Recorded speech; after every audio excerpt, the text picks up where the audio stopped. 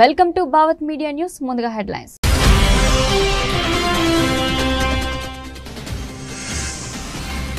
శక్తివంతమైన minute man 3ను పరీక్షించిన US. గంటకు 24,000 కిలోమీటర్ల వేగంతో ప్రయాణించిన క్షిపణి.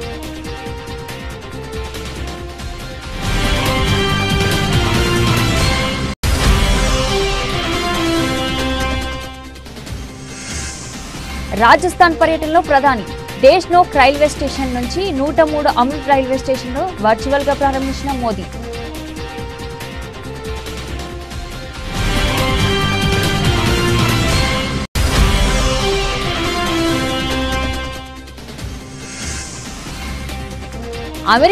అమెరికాలోనే ఉంది. పాక్తో సంధి విషయంలో యుఎస్ పాత్రపై జైశంకర్ క్లారిటీ.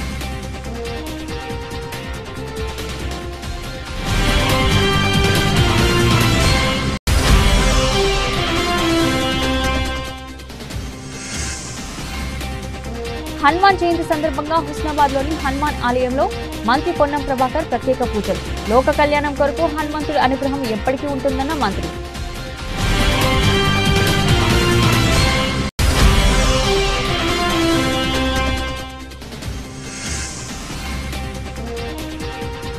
పిర్జాదిగూడలో అక్రమ నిర్మాణాలు. భారీ బందోబస్తు నడుమ కూల్చివేసిన హైడ్రా.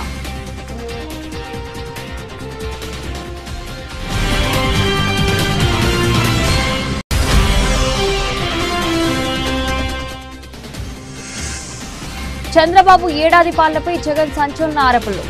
ఏడాది కాలంలోనే చంద్రబాబు 1.37 లక్షల కోట్ల అప్పు చేశారన్న జగన్.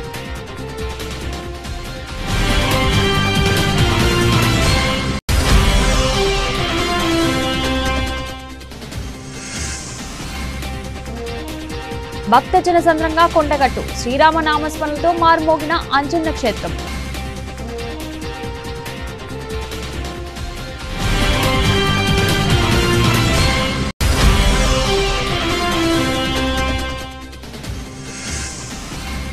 ఎంటీయూ వాహనాల రద్దుతో 20,000 కుటుంబాలు రోడ్డున పడుతున్నాయి. ప్రభుత్వంపై మాజీ మంత్రి కారుమూరి వెంకట నాగేశ్వరరావు ఫైర్.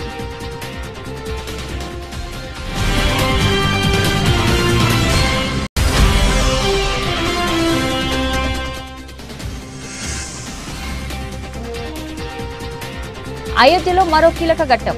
జూన్ 5న రామ్ దర్బార్ ప్రాణ ప్రతిష్ఠ.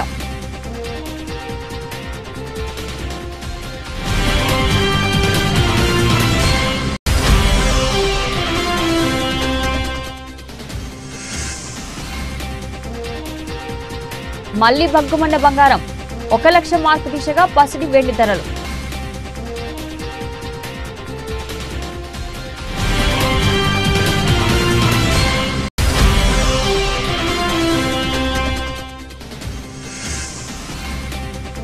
అంతర్జాతీయ స్థాయిలో సౌండ్ చేయనున్న విశ్వంవర. కెన్స్ లో ఎపిక్ రివీల్.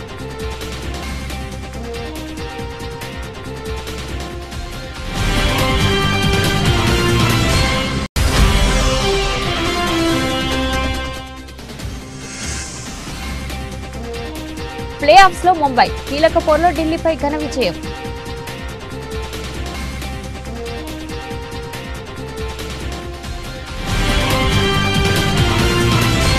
అగ్రరాజ్యం అమెరికా తన అమ్మల పొదిలోని అత్యంత శక్తివంతమైన ఖండాంతర బాలిస్టిక్ క్షిపణి మినిట్ మ్యాన్ 3ని విజయవంతంగా పరీక్షించింది. కాలిఫోర్నియాలో వండెన్బెర్గ్ స్పేస్ బేస్ నుంచి ఈ ప్రయోగం చేపట్టారు. ఈ క్షిపణి గంటకు 15,000 మైళ్ళ అసాధారణ వేగంతో 4,200 కిలోమీటర్ల దూరంలోని నిర్దేశిత లక్ష్యమైన మార్షల్ దీవుల్లోని America space and missile defence కమాండ్కు చెందిన బాలిస్టిక్ డిఫెన్స్ టెస్ట్ ప్రదేశానికి ప్రయాణించిందని అధికారులు వెల్లడించారు.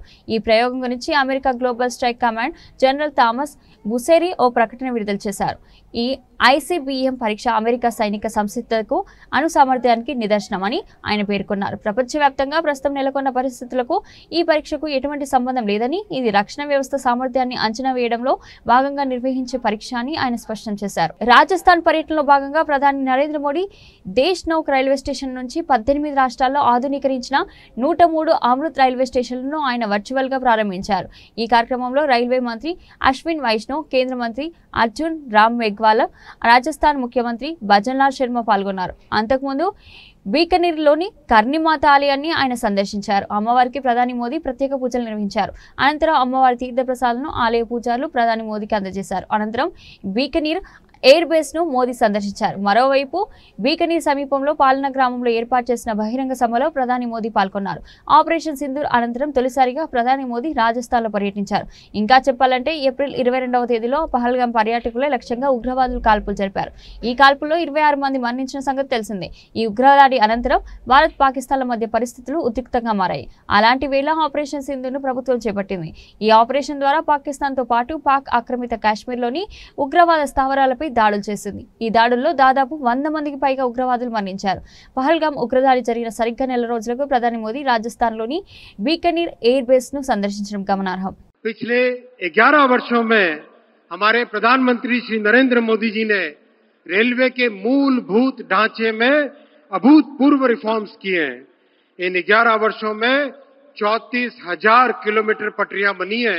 पूरे जर्मनी में जितनी पटरियां हैं उससे ज्यादा इन 11 वर्षों में बनी है. 47,000 किलोमीटर विद्युतीकरण किया है माननीय प्रधानमंत्री जी ने. वंदे भारत, नमो भारत, अमृत भारत, कई तरह के नई जनरेशन की गाड़ियां बनाई.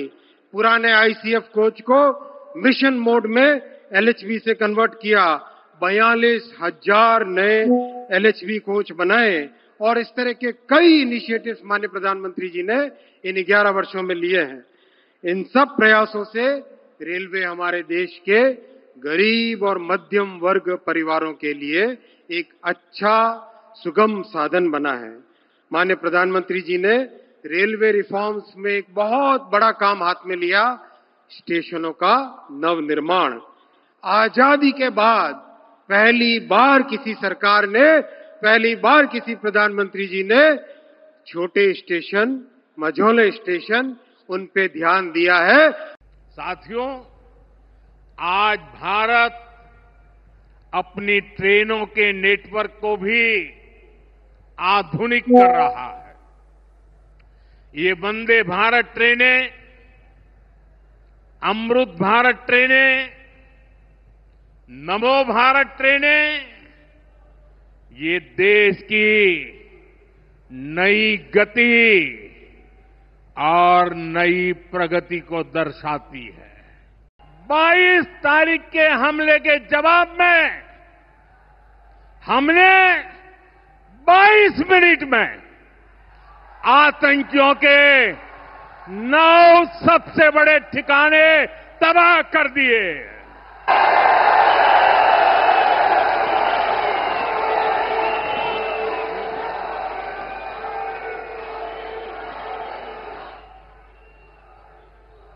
दुनिया ने और देश के दुश्मनों ने भी देख लिया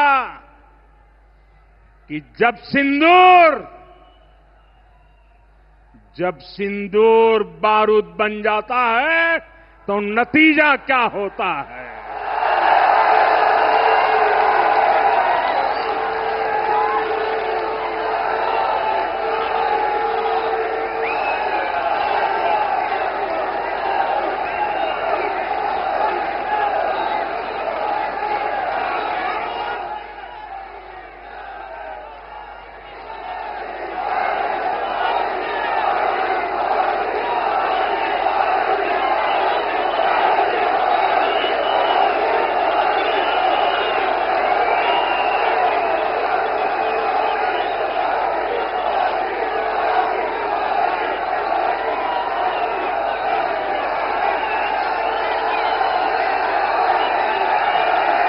భారత్ పాకిస్తాన్ మధ్య సంధికి మధ్యవర్తిత్వం విషయంలో అమెరికా పాత్రపై కేంద్ర విదేశాంగ శాఖ మంత్రి జైశంకర్ తాజాగా స్పందించారు. కాల్పుల విరమణపై రెండు దేశాలు నేరుగా చర్చలు జరిపాయన్నారు.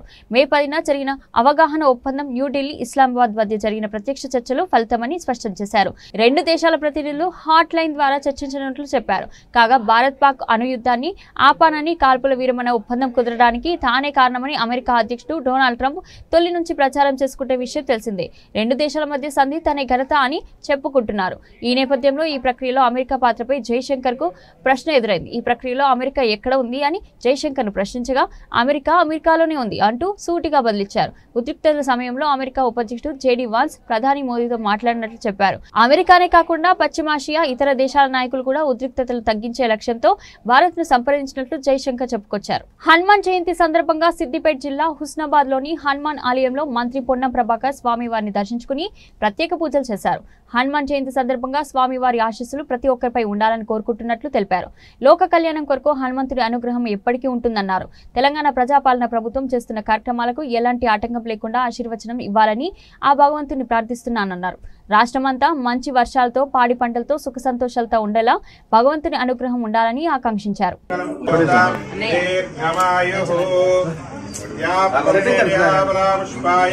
ఆ హనుమంతుని ఆశీర్వచనం ప్రతి ఒక్కరిపై ఉండాలని ఈ సందర్భంగా వేడుకుంటూ తప్పకుండా లోక కళ్యాణం కొరకు హనుమంతుడి అనుగ్రహం ఎప్పుడు ఉంటుంది.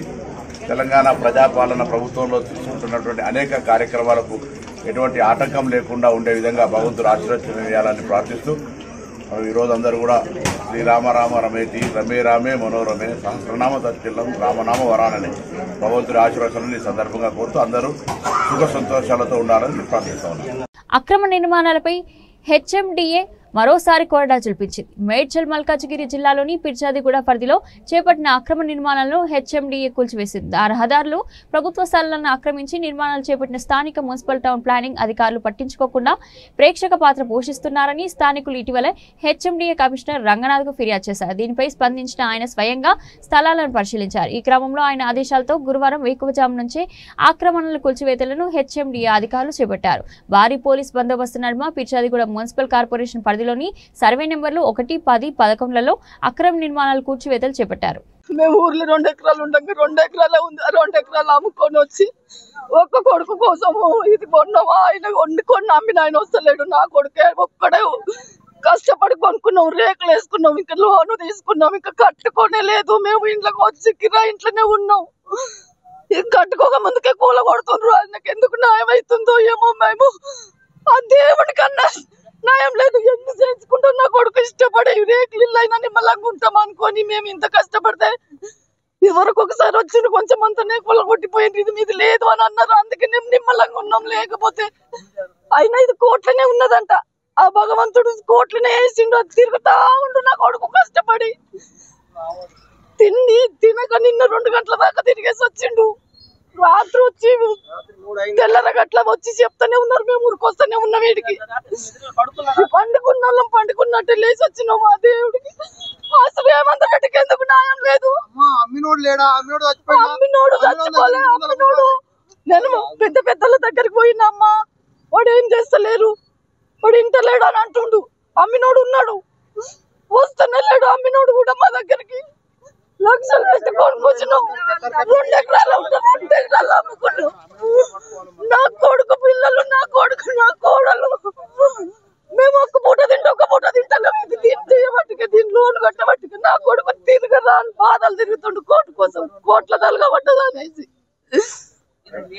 తెలుగుదేశం ప్రభుత్వ ఏడాది పాలనపై వైఎస్ఆర్ కాంగ్రెస్ పార్టీ అధినేత మాజీ ముఖ్యమంత్రి వైఎస్ జగన్మోహన్ రెడ్డి తీవ్ర స్థాయిలో విరుచుకుపడ్డారు. తాడేపల్లిలోని పార్టీ కేంద్ర కార్యాలయంలో బుధవారం ఏర్పాటు చేసిన మీడియా సమావేశంలో ఆయన మాట్లాడుతూ చంద్రబాబు నాయుడు నేతృత్వంలోని ప్రభుత్వం గత 12 నెలల్లో రాష్ట్రాన్ని అవినీతి అప్పుల ఊబిలోకి నెట్టిందని, అభివృద్ధిని పూర్తిగా విస్మరించిందని ఆరోపించారు. తన ఆరోపణలకు సంబంధించిన ఆధారాలు కూడా ఉన్నాయని ఆయన స్పష్టం చేశారు. ఎన్నికల ముందు సంపద సృష్టిస్తామని హామీ ఇచ్చిన చంద్రబాబు అధికారంలోకి వచ్చాక రాష్ట్రాన్ని మోసాలతో నింపేశారని జగన్ విమర్శించారు. కాగ్ నివేదిక పరిశీలిస్తే అభివృద్ధి ఎక్కడ కనిపించడం లేదు, సంక్షేమం ఊసేలేదు. ఈ సంవత్సరం కాలంలో పెట్టుబడులు తగ్గాయి, ప్రజల కొనుగోలు శక్తి క్షీణించింది, రాష్ట్ర ఖజానాకు ఆదాయం రావడం లేదు, అదంతా బాబు అనుకూల గజదొంగల జోబులోకి వెళ్తోంది అని ఆరోపించారు. తమ హయాంలో కరోనా వంటి క్లిష్ట పరిస్థితుల్లోనూ రాష్ట్రాన్ని సమర్థవంతంగా నడిపించామని, అభివృద్ధి సంక్షేమంతో పాటు ప్రజలకు మంచి పరిపాలన అందించామని జగన్ గుర్తు చేశారు.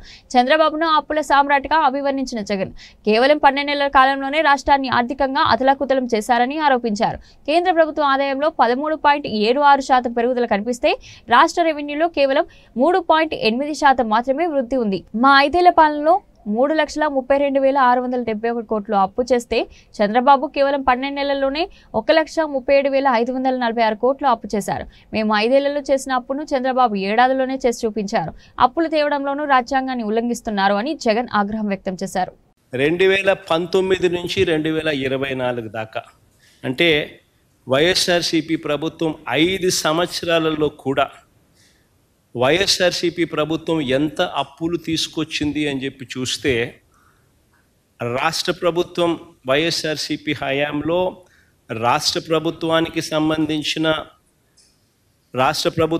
సంబంధించిన డైరెక్ట్ గవర్నమెంట్ బారోయింగ్స్ అయినా తీసుకోండి, దానికి అదనంగా గ్యారంటీడ్ బారోయింగ్స్ కూడా గ్యారంటీడ్ డెట్ కూడా తీసుకోండి, దానికి అదనంగా guaranteed det of public sector undertakings కూడా తీసుకోండి, దానికి అదనంగా non guaranteed det of public sector undertakings కూడా తీసుకుంటే కూడా చూసినట్టయితే చంద్రబాబు నాయుడు గారి హయాంలో ఆయన దిగిపోతూ 3,90,000 కోట్ల 247 కోట్లు మాకు ఇచ్చిపోతే మా హయాం దిగిపోయేసరికి అన్ని రకాల అప్పులు ఇంక్లూడింగ్ నాన్ గ్యారంటీడ్ లయబిలిటీస్ కూడా అంటే పవర్ సెక్టార్లకు సంబంధించిన నాన్ గ్యారంటీడ్ లయబిలిటీస్ కూడా కన్సిడరేషన్లోకి తీసుకుంటే అది 7,21,918 కోట్ల కింద కనపడి 2018 నుంచి 2019 మధ్య చంద్రబాబు చివరి సంవత్సరం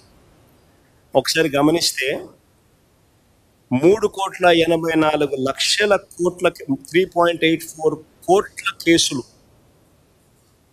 లిక్కర్ అమ్మకాలు జరిగితే బేర్ అమ్మకాలు 2.77 కోట్ల కేసులు. తెలిసిన మాస్టర్ ఆటను బయటకు తీసుకొచ్చాడు. వ్యవస్థలను మేనేజ్ చేయడం, సమస్యల మీద తన మోసాల మీద ఏ ఒక్కరైనా కూడా ప్రశ్నించే పరిస్థితి రాకుండా ప్రశ్నించే ఆ గొంతును నొక్కడం కోసం రెడ్ బుక్ రాజ్యాంగ పాలన తీసుకురావడం. ఎట్ట దోచేస్తానో చూడండి ఒకసారి. రాష్ట్ర ప్రభుత్వానికి రూపాయి ఆదాయం రావడంలో మా ప్రభుత్వంలో రాష్ట్ర ప్రభుత్వానికి 750 కోట్లు ఖజానాకు ఆదాయం వచ్చి రూపాయి రావడంలో రాష్ట్ర ప్రభుత్వానికి ఆదాయం ఈ మాదిరిగా దోచేస్తాను. 80 లక్షల టన్నులు స్టాక్ పెట్టాం మేము. ఎండాకాలంలో వర్షాకాలం వస్తుంది కదా అని ఎండాకాలంలో స్టాక్ చేసి నిల్వ చేసినాం. చంద్రబాబు నాయుడు ప్రభుత్వం వస్తేనే 2 నెలల్లో 80 లక్షల టన్నులు స్వీప్ చేసేసిన. జగిత్యాల జిల్లాలోని ప్రముఖ క్షేత్రం కొండగట్టు ఆంజనేయ ఆలయం కాషాయమయమైంది. జై శ్రీరామ్ జై హనుమాన్ నామస్మరణతో మారుమోగుతుంది. హనుమాన్ పెద్ద జయంతి సందర్భంగా భక్తులు మాలాదారులు పెద్ద సంఖ్యలో తరలివచ్చారు. జగిత్యాల జిల్లా మల్యాల మండలం ప్రముఖ పుణ్యక్షేత్రం కొండగట్టు శ్రీ ఆంజనేయ స్వామి ఆలయంలో జరుగుతున్న పెద్ద జయంతి ఉత్సవాల్లో భాగంగా 3వ రోజు ఇవాళ ఉదయం 6 గంటల నుండి మధ్యాహ్నం వరకు స్థాపిత దేవతారాధన, హోమం, సుందరకాండ పారాయణం, పంచామృత అభిషేకం, సహస్ర నామార్చన, మహానివేదిక, మంత్రపుష్పం, తీర్థప్రసాద వితరణ నిర్వహిస్తున్నారు. రాత్రి నుంచి కురుస్తున్న వర్షాన్ని సైతం లెక్క చేయకుండా హనుమాన్ దీక్షపరులు కొండపైకి చేరుకుంటున్నారు. ముడుపులతో కొండకు చేరుకున్న హనుమాన్ మాలాదారులు మాల విరమణ మండపంలో దీక్ష విరమణ అనంతరం స్వామివారి దర్శనం చేసుకుని మొక్కులు చెల్లించుకుంటున్నారు. పెద్ద ఎత్తున వస్తున్న భక్తులు మరోవైపు వర్షం పడే అవకాశాన్ని ఉన్న నేపథ్యంలో శానిటేషన్ సమస్యలు తలెత్తకుండా అధికారులు తగిన ఏర్పాట్లు చేశారు. జిల్లా కలెక్టర్ బి సత్యప్రసాద్ అర్ధరాత్రి వరకు దేవస్థానంలో ఏర్పాట్లను పర్యవేక్షించి భక్తులకు ఎలాంటి ఇబ్బందులు లేకుండా చూడాలని సిబ్బందిని ఆదేశించారు. జిల్లా ఎస్పీ అశోక్ కుమార్ 800 మంది పోలీస్ సిబ్బందితో బందోబస్తు ఏర్పాటు చేశారు.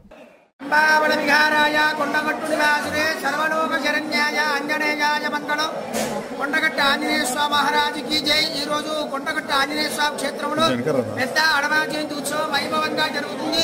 ఉదయం 3 గంటలకు తిరుమంజనము, స్వామివారికి బలపంచామృత అభిషేకము, పట్టు వస్త్రాలంకరణ, భద్రాచల సీతారామచంద్ర స్వామి వారి యొక్క శేష వస్త్రాలను కూడా అలంకరించడం జరిగింది. అదేవిధంగా 108 కిలోల వివిధ రకాల ఫలాలతో స్వామివారికి అలంకారం చేసి ఉన్నారు. వివిధ రకాల ప్రసాదాలు కూడా నివేదన చేసి ఉన్నారు. ఉదయం 7:30 యాగశాలలో చండీ యాగము, సుదర్శన మహాయాగము, 11 గంటలకు మహాపూర్ణాహుతి, ఆంజనేయ స్వామివారి ఉత్సవమూర్తికి వివిధ రకాలైనటువంటి ఫలరసాలతో శ్రవణ తిరుమంజనము, ఉత్సవమూర్తికి పూజల సేవ ఇత్యాది కార్యక్రమాలు జరుగుతాయి. రాత్రి నుంచి కూడా వర్షాన్ని లెక్క చేయకుండా లక్షలాది మంది హనుమాన్ దీక్షా స్వాములు వస్తున్నారు. వారందరికీ కావలసినటువంటి ఏర్పాట్లన్నీ కూడా చేసి ఉన్నారు. వారందరికీ కొండగట్టు ఆంజనేయ స్వామి వారి అనుగ్రహము ఎల్లవేళలా ఉండాలని కోరుకుంటున్నాము. లోకా సమస్త సుఖినో భవంతు. జై శ్రీరామ్, జై హనుమాన్. పేదలకు వైఎస్ జగన్ చేసిన ప్రతి మంచిని తుడిచేయాలన్న లక్ష్యంతో కూటమి ప్రభుత్వం పనిచేస్తుందని మాజీ మంత్రి వైఎస్ఆర్సీపీ రీజనల్ కోఆర్డినేటర్ కారుమూరి వెంకట నాగేశ్వరరావు ఆగ్రహం వ్యక్తం చేశారు. తాడేపల్లి వైఎస్ఆర్సీపీ కేంద్ర కార్యాలయంలో మీడియాతో మాట్లాడుతూ దేశంలోని పలు రాష్ట్రాలకు ఆదర్శంగా పేదల ఇంటి వద్దే రేషన్లు అందించేందుకు గత ప్రభుత్వంలో సీఎం వైఎస్ జగన్ తీసుకున్న నిర్ణయాన్ని కూటమి సర్కార్ రద్దు చేయడం దుర్మార్గమని మండిపడ్డారు. పేదలకు రేషన్ ఇచ్చే ఎండియు వాహనాలను తొలగించాలనే నిర్ణయం పేదల పట్ల సీఎం చంద్రబాబుకు ఉన్న చిన్న చూపుకు నిదర్శనమని ధ్వజమెత్తారు. ఇప్పుడు 499 పైసలకి ఎకరం ఇచ్చేసేసి ఎన్ని వేల కోట్ల రూపాయలు ఇది దుర్వినియోగం చేస్తున్నారు. ఇది ప్రజల కోసం చేశాం మేము. దుర్వినియోగం ఎందుకు అవుతుంది? ఇవాళ పంజాబ్ రాష్ట్రం దుర్వినియోగం చేయడానికి అది చేస్తుంది. ఇంకా 5-6 రాష్ట్రాలు ఇది కొనసాగించేలాగా ఏర్పాటు చేస్తున్నారు. ఇది దుర్వినియోగం చేయడానికా? చెప్పండి. ప్రజలకి అందించే కార్యక్రమం, ప్రజలకి మేలు జరిగే కార్యక్రమం చేయకపోతే ఎందుకండి మనం 1,70,000 కోట్ల సంవత్సరం జరగకుండా అప్పు చేశారు. ఎక్కడ పెట్టారు? ఎవరికి ఇచ్చారు? మీరు శ్వేతపత్రం రిలీజ్ చేయండి. ఎంత దుర్వినియోగం చేశారు మీరు? కుట్టు మిషన్లు ఉన్నాయి. కుట్టు మిషన్ల మీద ఎంత అవినీతి? 200 కోట్ల రూపాయలు. మీరు దోచుకో మీ సంపద సృష్టిస్తారు కదా. మీరు ప్రజల కోసం చేయరా? ఖర్చు పెట్టరా? చెప్పండి. మీరు అందించకుండా ఏం చేశారు? ఎన్ని లక్షల టన్నులు మీరు పట్టుకున్నారు? ఎన్ని లక్షల టన్నులు మీరు ఆక్షన్ వేశారు? తెలపండి. మాకు తెలపాలి కదండి. ఇగో ఇన్ని లక్షల టన్నులు మేము పట్టుకున్నాం. మా టైంలో మేము పట్టుకునేవాళ్ళం. నెల ఆక్షన్ వేసేవాళ్ళం. 29-30 రూపాయలకి అమ్మేవాళ్ళం కేజీ. మీరు సీజ్ ద షిప్ అన్నారు. స్టార్ట్ ద షిప్ అయింది. మీరు గొడవలకు సీల్ చేసేమన్నారు. ప్రభుత్వానికి ఎన్ని కోట్ల రూపాయలు తెచ్చారు మీరు ఆక్షన్ పెట్టి? ధాన్యం, బియ్యం చెప్పనండి. ఇంత అడావడి చేశారు కదా మీరు. కాకినాడలో మీరు సీజ్ చేశారు కదా గొడౌన్స్. ఆ గొడౌన్స్ లో మీరు ఎన్ని లక్షల టన్నులు ఆక్షన్ వేశారు? ఎన్ని కోట్ల రూపాయలు ప్రభుత్వానికి తెచ్చారు? Seize the ship, start the ship. అవునండి. ఇప్పుడు అది కాదండి. మీరు చేయండి. నేను మంచిదే కాదంటలేదు. అలాగే మీ వల్ల 29 మంది చనిపోయారు. 8 మంది గుంటూరు జిల్లాలో చనిపోయారు. వేరే చోట 3 చనిపోయారు. వాళ్ళ కుటుంబాలకు కూడా మీరు న్యాయం చేయాలి కదా అంటున్నాను. వాళ్ళకు కూడా ఉద్యోగాలు ఇవ్వాలి కదా అంటాను. వాళ్ళ కుటుంబాలు కదా అంటాను.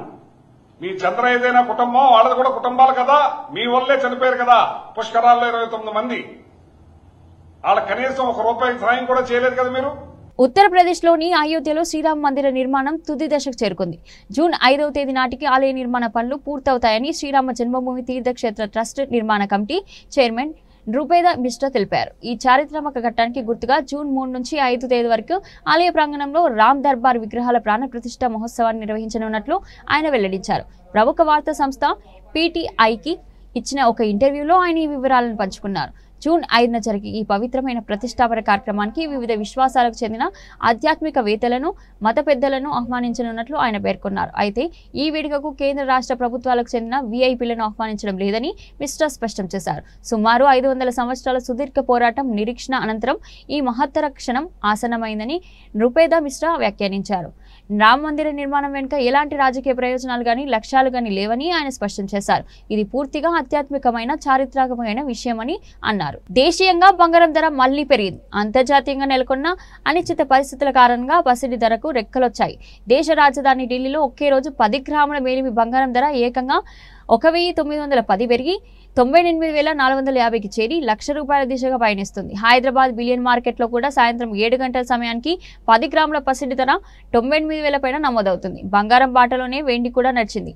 కిలో వెండి ధర 1,660 పెరిగి 99,160కి చేరుకుంది. మంగళవారం దీని ధర 97,500 వద్ద ముగిసింది. అంతర్జాతీయ స్పాట్ మార్కెట్లో ఔన్స్ బంగారం ధర $3,311 వద్ద ట్రేడ్ అవుతుంది. గతంలో అంతర్జాతీయంగా నెలకొన్న అనిశ్చితుల తగ్గుముఖం పట్టినప్పుడు $3,400 పైకి చేరిన బంగారం ధర ఆ తర్వాత కొంతకాలం $3,200 కంటే దిగువకు వచ్చింది. తాజాగా మళ్లీ ప్రపంచవ్యాప్తంగా పలు అనిశ్చిత పరిస్థితులు అలెత్తడంతో బంగారం ధర మరోసారి $3,300 మార్కును దాటింది.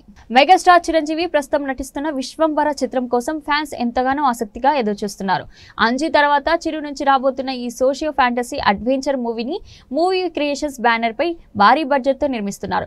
ఆ మధ్య టీజర్ విడుదల కాగా దానిపై కాస్త నెగిటివ్ టాక్ వచ్చింది. అందుకే మూవీపై ఇప్పుడు ప్రత్యేక శ్రద్ధ కనబరుస్తున్నారు.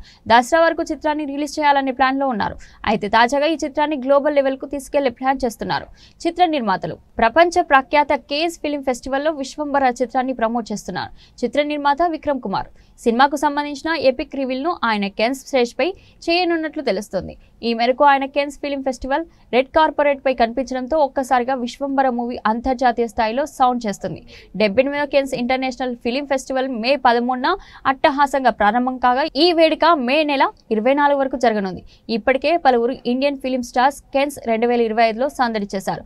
ఇప్పుడు విశ్వంబర సినిమా కెన్స్ చలనచిత్రోత్సవానికి వెళ్తుందని తెలియడంతో మెగా మాస్ సరిహద్దులను దాటుకుని ప్రపంచవ్యాప్తంగా దూసుకుపోతుందంటూ పోస్ట్ పెడుతున్నారు. అయితే ఈ మూవీ రిలీజ్ డేట్ అనౌన్స్ చేసి ప్రమోషన్స్ షురూ చేయలేదని కాస్త నిరాశలోనే ఉన్నారు ఫ్యాన్స్. ఐపీఎల్లో ముంబై ఇండియన్స్ కు 4 ప్లే ఆఫ్ బెర్త్ దక్కింది. బుధవారం జరిగిన కీలక పోరులో ముంబై 59 పరుగుల తేడాతో ఢిల్లీ క్యాపిటల్స్ పై ఘన విజయం సాధించింది. సమిష్టి ప్రదర్శనతో సత్తా చాటుతున్న ముంబై ఢిల్లీని తమ సొంత గడ్డపై మట్టి కరిపించింది. మిగతా ఆటలు విఫలమైన సూర్యకుమార్ యాదవ్ 43 బంతుల్లో 73 నాట్అవుట్, 7 ఫోర్లు, 4 సిక్సర్లు, మరో సూపర్ ఇన్నింగ్స్ తో ముంబై ఇండియన్స్ ను ఆదుకున్నాడు. సూర్యతో పాటు తిలక్ వర్మ 27, నమీందర్ 8 బంతుల్లో 24 నాట్అవుట్, 2 ఫోర్లు, 2 సిక్సర్లు రాణించడంతో 20 ఓవర్లలో ఆ జట్టు 5 వికెట్ల నష్టానికి 108 పరుగులు చేసింది. ముంబై టాపర్డ్ బ్యాటర్లు విఫలమైన సూర్య పరిస్థితులను తగ్గట్టుగా ఆడి ఈ సీజన్లో 4వ అర్ధశతకంతో కదం తొక్కాడు. ఢిల్లీ బౌలర్లు 18వ ఓవర్ దాకా కట్టడి చేసిన చివరి 2 ఓవర్లలో 48 పరుగులు సమర్పించుకున్నారు. 181 పరుగుల ఛేదనలో క్యాపిటల్స్ 18.2 ఓవర్లో 121 పరుగులకే పరిమితమైంది. సమీర్ రిజ్వీ 35 బంతుల్లో 39, 6 ఫోర్లు, 1 సిక్స్ టాప్ స్కోరర్. బుమ్రా 3/12 ఢిల్లీని దెబ్బకొట్టారు. లక్ష్య ఛేదనలో ఢిల్లీ 2 ఓవర్లలో తాత్కాలిక సారథి డూప్లెసిస్ వికెట్ కోల్పోయింది. గత మ్యాచ్లో శతకంతో చెలరేగి ఆడిన కేఎల్ రాహుల్ ట్రెంట్ బౌల్ట్ బౌలింగ్లో వికెట్ కీపర్ రెక్టెల్కు క్యాచ్ ఇచ్చాడు. 5వ ఓవర్ పోరెల్ను రిక్టెల్ను రెప్పపాటుతో తేడాతో స్టాప్అవుట్ చేయడంతో క్యాపిటల్స్ కష్టాలు రెట్టింపయ్యాయి. క్రీజులోకి రాగానే 6-4-4తో దూకుడుగా ఆడేందుకు యత్నించిన విప్రాజ్ నిగమ్ షార్ట్నర్ బౌలింగ్లో అతడికే రిటర్న్ క్యాచ్ ఇచ్చి పెవిలియన్ చేరాడు. ఇక ఢిల్లీ భారీ ఆశలు పెట్టుకున్న స్టబ్స్ బుమ్రా వికెట్ ముందు బలికొనడంతో క్యాపిటల్స్ ఓటమి దాదాపు ఖరారైంది. ఆశుతోష్తో కలిసి కొద్దిసేపు మెరుపులు మెరిపించడం సమీర్ రిజ్వీని షార్ట్నర్ ఒకే ఓవర్లో బోల్తా కొట్టించడంతో గెలుపుపై ఢిల్లీ ఆశలు వదులుకుంది. ఇక్కడ నుంచి ఢిల్లీ మళ్లీ కోలుకోలేదు. ఇదే అదనుగా ముంబై బౌలర్స్ చెలరేగడంతో ఢిల్లీ 18.2 ఓవర్లలో 121 పరుగులకు కుప్పకూలింది. బుమ్రా షార్ట్నర్ ఢిల్లీ పతనాన్ని శాసించారు. బులెటిన్ ముగించే ముందు హెడ్లైన్స్ మరోసారి.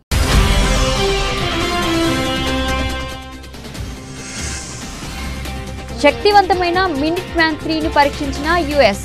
గంటకు 24,000 కిలోమీటర్ల వేగంతో ప్రయాణించిన క్షిపణి.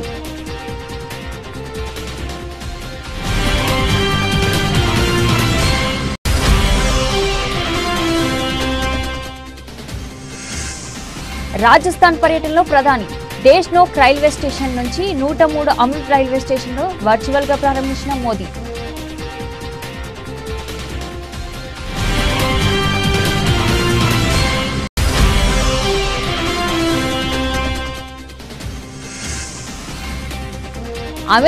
అమెరికాలోనే ఉంది. పాక్తో సంధి విషయంలో యుఎస్ పాత్రపై జైశంకర్ క్లారిటీ.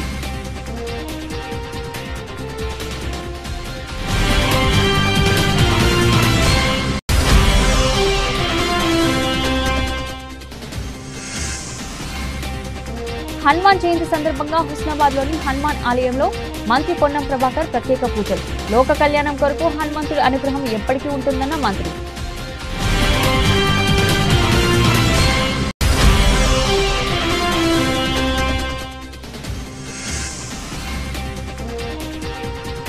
పిర్జాదిగూడలో అక్రమ నిర్మాణాలు. భారీ బందోబస్తు నడుమ కూల్చివేసిన హైడ్రా.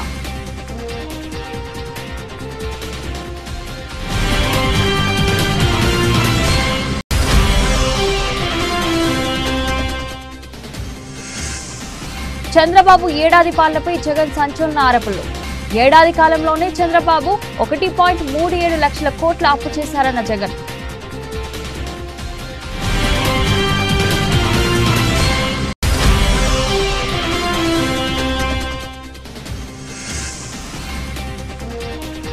భక్తజన సంద్రంగా కొండగట్టు. శ్రీరామ నామస్మరణలతో మారుమోగిన అంజన్న క్షేత్రం.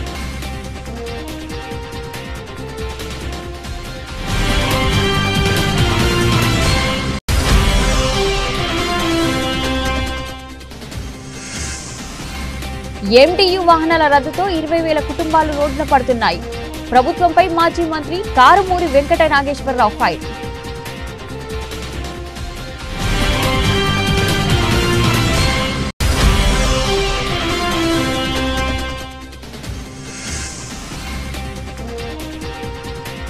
అయోధ్యలో మరో కీలక ఘట్టం. జూన్ 5న రామ్ దర్బార్ ప్రాణ ప్రతిష్ఠ.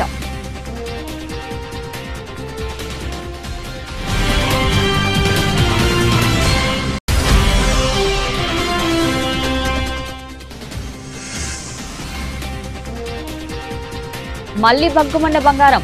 1 లక్ష మార్కు దిశగా పసిడి వెండి ధరలు.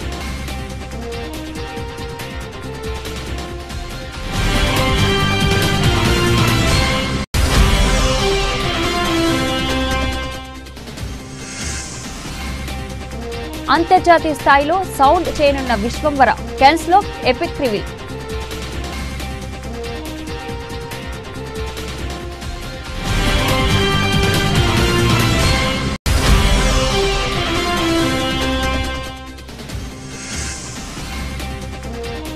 ప్లే ఆఫ్స్ లో ముంబై కీలక పోరులో ఢిల్లీపై ఘన విజయం.